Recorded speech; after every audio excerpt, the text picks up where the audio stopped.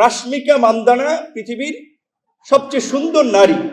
আপনি এই বেগানা নারীর দিকে তাকাইলেন কিভাবে? সে সুন্দর, তার অবয়ব, দেহাকৃতি, এইটা আপনি দেখলেন কিভাবে? আওয়ামী লীগ ইন্ডিয়া পালাইছে, আপনাদের জায়গায় ইন্ডিয়া কোথাও হবে না, পাকিস্তানের সাথে বর্ডার নাই। আমি বিএনপির মন্ত্রিসভায় থাকা, আমরা দালাল হয়ে গেছি। আর আপনারা যে এত বছর দালালি করলেন, আপনাদের দালালের নিম্ন শ্রেণীতে ছিলেন।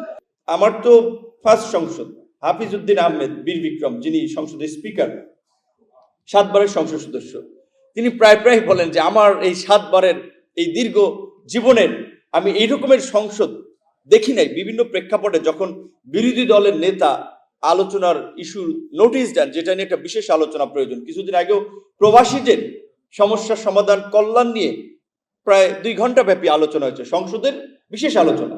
তার আগে জ্বালানি সংকট নিয়ে বিরোধী দল বলেছিল যে আমরা সরকারি দল বিরোধী দল মিলে কাজ করতে চাই, সরকারকে সহযোগিতা করতে চাই। প্রধানমন্ত্রী কিন্তু অ্যাকসেপ্ট করেছে কর্ডিয়ালি, একটা কমিটি করে দিয়েছেন সরকারি দল বিরোধী দল।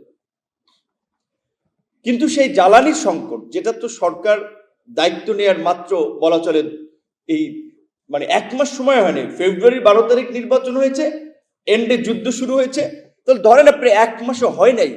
মিডল ইস্ট এবং মিডল ইস্টের সংকটের কারণে আমাদের যেহেতু জ্বালানির বড় একটা সোর্স মিডল ইস্ট, জ্বালানির সংকট হয়েছে। কিন্তু সেটা নিয়ে সরকারকে নানানভাবে ফেসবুকে, বিশেষ করে সোশ্যাল মিডিয়া অপপ্রচার করা, প্রোপাগান্ডা ছড়ানো, এইখানে তো সরকারের কিছু ছিল না, কিছু করার ওই অল্প সময়ের মধ্যে। এবং বিরোধী দল যখন প্রস্তাব দিয়েছে, কমিটি করে তো একটা আলোচনা হয়েছে। সুতরাং সেই জায়গা থেকে আমার মনে হয় যে বিরোধী দলকে আসলে ডিসাইড করতে হবে তারা কিভাবে এই সমস্যাগুলো সমাধান করবে। সেই জায়গা থেকে প্রধানমন্ত্রী এবং সরকারের যে প্রস্তাবটা, আমি মনে করি ওনাদের লুফে নেওয়া দরকার ছিল। আজকে বিরোধী দলকে একটা বিষয় বুঝতে হবে, তারা বিএনপিকে ওই আমাদের সেক্রেটারি, সাবেক সেক্রেটারি আমাদের রাশিদ ভাই যেটা বলেছে, 3 দিনে নামানোর হুমকি দিয়ে, এটা সঠিক হবে না। 3 দিনে নামাই আপনারা কই থাকবেন? আপনারা তো জায়গা পাবেন না। আওয়ামী লীগ ইন্ডিয়া পালাইছে, আপনাদের জায়গায় ইন্ডিয়া কোথাও হবে না, পাকিস্তানের সাথে বর্ডার নাই, মিয়ানমার দিকেও যাইতে পারবেন না। তাহলে অপশন আছে খালি বঙ্গোপসাগর। কিন্তু কারণ হচ্ছে জামাতকে তো আসলে রাজনৈতিকভাবে সার্ভাইভ করার সুযোগটাই দিয়েছিল বিএনপি, প্রেসিডেন্ট জিয়াউর রহমান থেকে বেগম খালেদা জিয়া এবং তারেক রহমান। এটা জামাতকে স্বীকার করতে হবে। যদি আওয়ামী লীগের মতো বিএনপি যদি জামাতের প্রতি কঠোর হতো, জামাতের রাজনীতি করাই তো দুষ্কর হয়ে যেত। বিএনপিকে সবসময় ট্যাগিং নিতে হয়েছে ইন্টারন্যাশনালিও, যে বিএনপি জামাতের কর্মকাণ্ডের দায় বিএনপিকে অনেকখানি নিতে হয়েছে। তারপরেও বিএনপি যেহেতু বাংলাদেশি জাতীয়তাবাদ, ইসলামী মূল্যবোধে বিশ্বাস করে, সেই জায়গা থেকে তারা জামাতকে নিয়ে দীর্ঘদিন রাজনীতি করেছে। তো আপনি এখন রাশেদ খান বিএনপির হয়ে নির্বাচন করায় দালাল হয়ে গেছে, আমি বিএনপির মন্ত্রিসভায় থাকা, আমরা দালাল হয়ে গেছে। আর আপনারা যে এত বছর দালালি করলেন, আপনাদের দালালের নিম্ন শ্রেণীতে ছিলেন। জামাত শিবিরের ভাইদেরকে আপনার দালালের, আজকে বিএনপির সাথে নির্বাচন করায়, আন্দোলন করায় আমরা যদি দালাল হই, আপনারা দালালের নিম্ন শ্রেণী। আজকে নির্বাচনে compromise is out of politics. সমঝোতা, দেশের স্বার্থে, জাতির স্বার্থে ঐক্যবদ্ধভাবে কাজ করে। আজকে আপনারা দেখেছেন সোশ্যাল মিডিয়াতে কিভাবে পোর্ট্রে করা হচ্ছে, এবং নির্বাচনে দেখেছেন না, মনে হচ্ছে যে জামাত 250 আসনে সরকার গঠন করে ফেলবে নাকি। দেখেছেন তো প্রত্যেকটি জনমত জরিপে, এমনকি আপনার যেই সমস্ত আসনগুলোতে জামাত ভোট পায় নাই আপনার 30,000, সেখানেও দেখাইছে যে অনলাইন জরিপগুলোতে জামাত 80%।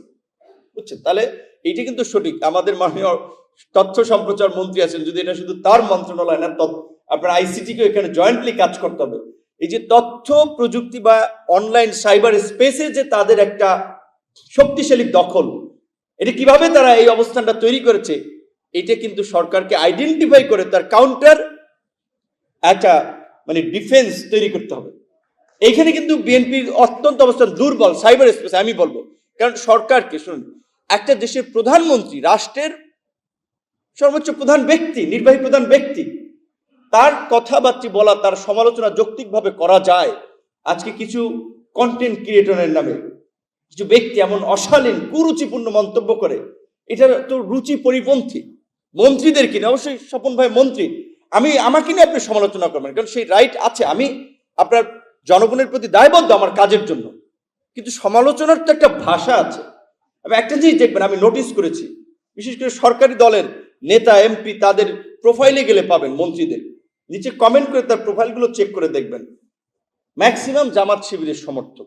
তার প্রোফাইলের পোস্ট শেয়ার, তার পোস্ট দেওয়া, এটা দেখলে তো বোঝা যায় ম্যাক্সিমাম জামাত শিবিরের সমর্থক। এমনকি দেখি অনেকে মাদ্রাসার বিভিন্ন জায়গায় মহাতামিম মানে অধ্যক্ষ টাইপের আর কি, এরকম এই সমস্ত লোক। তো আমি অবাক হই যে তার কমেন্টটা এইরকম, এত বিকৃত কমেন্ট, যেটা রাশেদ খান বলেছে মাঝে রাশেদ খান একটু বলতেছে, এই কারণে আবার সে তাদের সংঘবদ্ধ অপপ্রচারের শিকার হয়। একজন সংসদ সদস্য পার্লামেন্টের তার সহকর্মী নারী সদস্যের বেশভূষা, তার দেহের মানে বর্ণনা দিচ্ছেন, সেও একজন পার্লামেন্ট সদস্য। কোথায় দিচ্ছেন? ওয়াজের মাঠে। ওয়াজের মাঠে এটা বক্তব্য। এইটা কি ইসলামের সৌন্দর্য না ইসলামের বাণী? রাশমিকা মান্দানা পৃথিবীর সবচেয়ে সুন্দর নারী, আপনি এই বেগানা নারীর দিকে তাকাইলেন কিভাবে? সে সুন্দর, তার অবয়ব, দেহাকৃতি, এইটা আপনি দেখলেন কিভাবে? এই সমস্ত ভণ্ডামি এবং এই সমস্ত মানুষগুলো ইসলামকে বিতর্কিত করছে, ইসলামের নামে রাজনীতি করে আপনার মানুষকে বিভ্রান্ত করছে। এই বিষয়ে আমাদের সতর্ক থাকতে হবে। আজকের আলোচনার বিষয়ের আমি এখানে এটুকুই বলতে চাই যে বিএনপি সংস্কার বিরোধী না, জুলাই বিরোধী না, বরঞ্চ বিএনপির মতো দল আমরা অনেকগুলো সংস্কারের, সাইফুল হক ভাই যেটা বলেছে, গণতন্ত্র মঞ্চ গঠন করি। আমাদের আন্দোলনের হেডলাইনই ছিল সরকার ও শাসন ব্যবস্থা পরিবর্তনের এক দফা দাবিতে আন্দোলন। আজকে আমার এইখানে এসে আসলে খারাপ লাগছে, একটু মনে পড়ে, আসতেছিলাম ফুরফুরে মেজাজে, যে খারাপ লাগছে হুদা ভাইয়ের দিকে আমার তাকালে, কিংবা রাশেদ ভাইয়ের দিকে। তার মতো লোক পার্লামেন্টে দরকার ছিল। মানে এইখানে আসার পরে একটু খুবই খারাপ লাগছে যে সাইফুল হক ভাই একসাথে আন্দোলন সংগ্রাম করলাম, এবং এই মানুষগুলোর কন্ট্রিবিউশন, আজকে ধরেন যদি জামাত শিবিরের ছেলে আজকে হুদা ভাইয়ের সমালোচনা সাইফুল হক বা রাশেদ ভাই, তাদের কন্ট্রিবিউশন কতটুকু চিন্তা। গত এই 17 বছরে আমার রাজনৈতিক উত্থান 18 পরে হয়েছে, আমরা তখন থেকে কন্টিনিউ করেছি। ওনারা 20 দল 18 দল থেকে আপনার লড়াই সংগ্রাম সবকিছু করেছে। আজকে এই জুলাই গণ অভ্যুত্থান ছাত্র আন্দোলনের মাধ্যমে, যে ছাত্রদের মাধ্যমে তৈরি করেছে, তাদেরকে তো আমরা রাশেদ খানরা আমরা তৈরি করেছি, তাদেরকে এই পর্যন্ত টেনে নিয়ে এসেছে এই ছাত্রদের আন্দোলন সংগ্রামকে।